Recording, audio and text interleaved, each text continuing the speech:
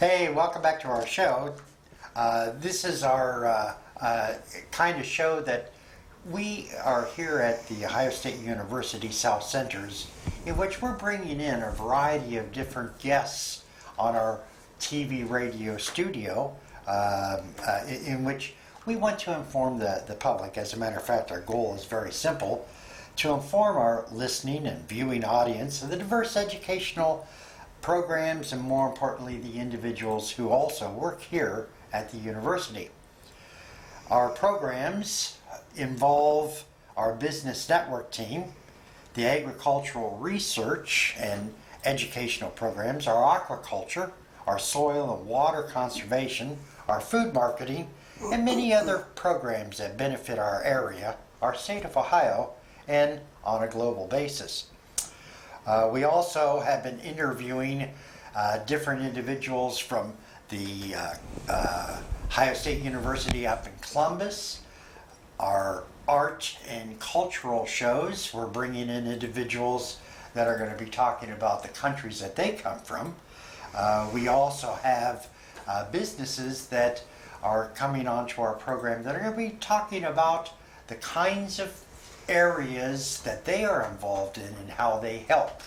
The whole goal is to inform individuals that are listening to our YouTube and our radio channels on areas that will help those individuals have a more significant viewpoint, or having a better viewpoint on certain kinds of topics. Today, we wanted to welcome Fran McEwen. Fran has a small business located in Gallipolis that sort of expands throughout southern Ohio, expands over to West Virginia a little bit, and Kentucky, and it's called Speaking for Success. Fran is a speech pathologist who has had 40 years of working with individuals on helping them to speak to their best ability. We'll find out what a speech pathologist is. So I wanted to welcome you, Fran, to our program. Thank you. It is great having someone on that, number one, has had a very successful career in helping other individuals. But it's really neat to see that even though you've been very successful as a speech pathologist, you've decided also now to get into your own small business. And I just want to tell you that I'm very appreciative that small business is just not for the young and healthy, it's for everyone. But Fran, welcome to our program. Thank you. I appreciate this opportunity, actually. Well, it's nice.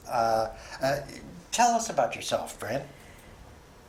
Well, I knew when I was 17, 16 years old as a candy striper at a hospital in Charleston, West Virginia, where I was born and raised, that I wanted to be a speech pathologist. I was a candy striper that had a duty that I ended up taking a young child to the audiologist, and it was just such a joy to see for the first time when he heard sound. That sparked my interest and enthusiasm for what I do. So I went to Marshall University, where my mom and dad also graduated, and then from there went to Colorado State. Colorado State is the mascot, the Golden Rams? Yes. Yes. And I'm assuming that Ohio State University has beaten them in all different kinds of... Possibly. The women's basketball team was a little bit more successful, I think. But after that, I got my master's at Colorado State, and then worked in Dallas. I had a very wonderful spurt of professional experience that dealt with birth defects and dealt with surgical kinds of changes in children. But then as time went on, I moved back this way almost took a job in Cincinnati at Children's Hospital. Then was recruited by a friend of mine who was in Gallipolis. So very ever good. since then, I've been working pretty much around in Gallipolis. So then I retired, as it were. I say that. I say that. You changed vocations. I changed my emphasis, and Good. I decided to work there's some people call them corporate speech pathologists, but it's a blend of working with companies who have employees that need some honing of their communication skills, employers who need honing of their communication skills, so that the two end up working more compatibly, if not more successfully, with customers. Well, let me ask you a quick question. We live in southern Ohio, Yeah. and our northern friends sort of feel that we have a southern drawl a little bit, y'all. And that's sort of a cultural thing, and I'm quite sure that throughout the United States we have other kinds of cultural speech. Does a speech pathologist take those accents, those little accents out? Is that No, we important? don't want to erase things. We don't want to erase foreign accents per se. We don't want to erase regional accents. Okay. So no, that's part of the culture. But what we do want to hone is the fact that if you're not enunciating well enough for the general public to understand, or your volume is not loud enough, these are things that I would work on. And well, I think that's very important.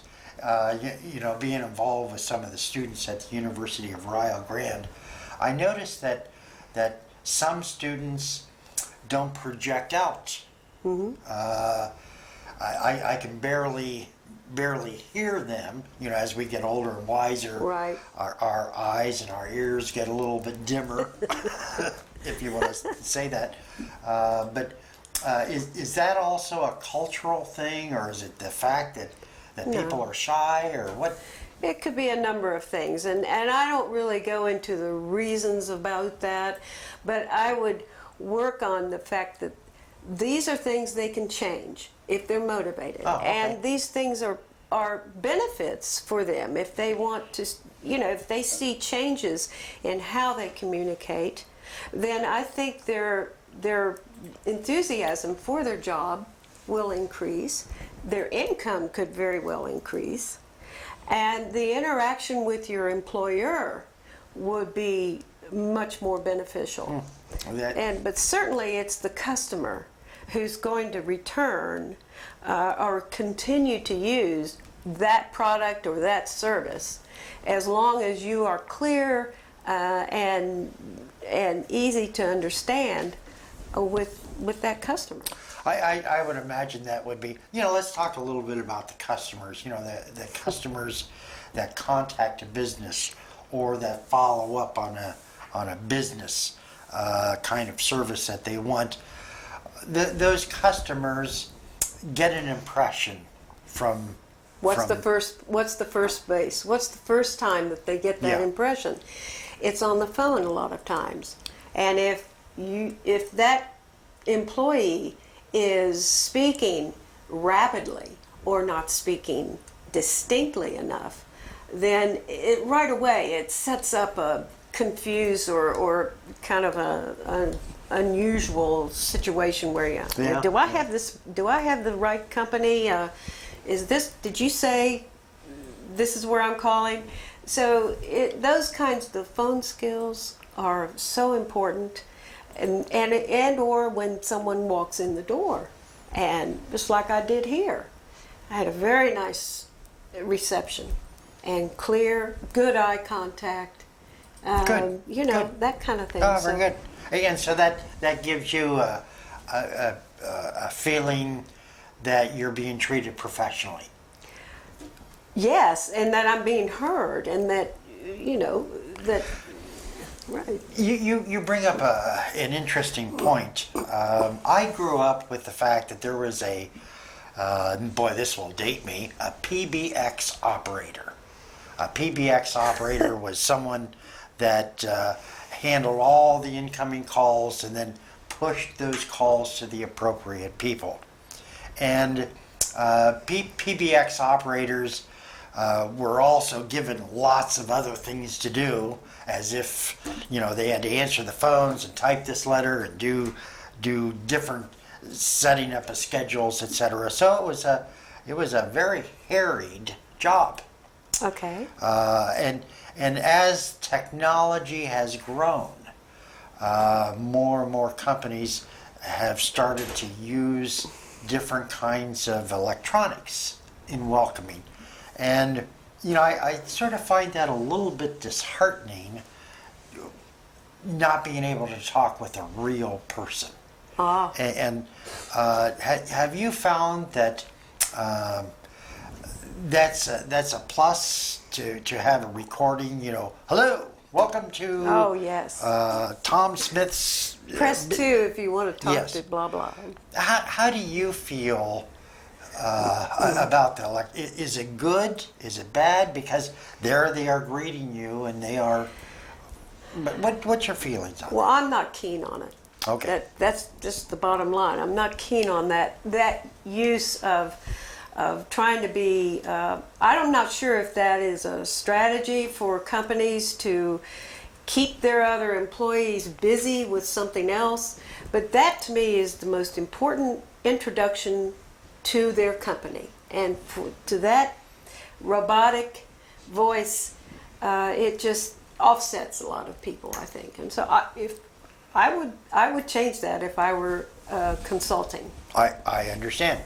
And it's also interesting. There's several companies that have been contacting organizations saying, we will take care of that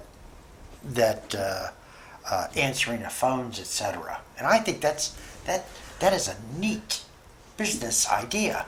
Well, that is. And It is good as long as those people have good voices and good projection and know how to maneuver all the technological issues. well, Good idea. with technology, Dwayne, who's behind the scenes with the technology, he's very actively involved with our phone systems. Right. And our phone systems are not the little rinky-dink phone systems where you press 1 or 2 or 3. They are electronically set up to where we can even answer phones outside the area if we so chose. And so Wow. the way the technology has been moving, it is quite conceivable that someone can easily in their own home answer different phones and be able to coordinate those phone calls to whomever they want. Here at Ohio State University South Centers, we do have that option. You can listen to the tape recordings. But one of the major things is if you would like to talk with someone live, I don't know how it's said, press 0. And in essence, we get a live operator because people do need that. Right. I think most people choose that. Yes, I know I do. I know if I have a technology question and I'm calling one of the telephone companies or one of the gas line or utility, I love to talk with a person. And so I'll keep on pressing numbers until I get a live person, until they get tired of, what do you want now? I'm sorry, I didn't hear that. Because I'm that individual that is used to talking with someone. And I wonder if we are teaching our younger generations to avoid talk. I don't know. What's your thoughts on that?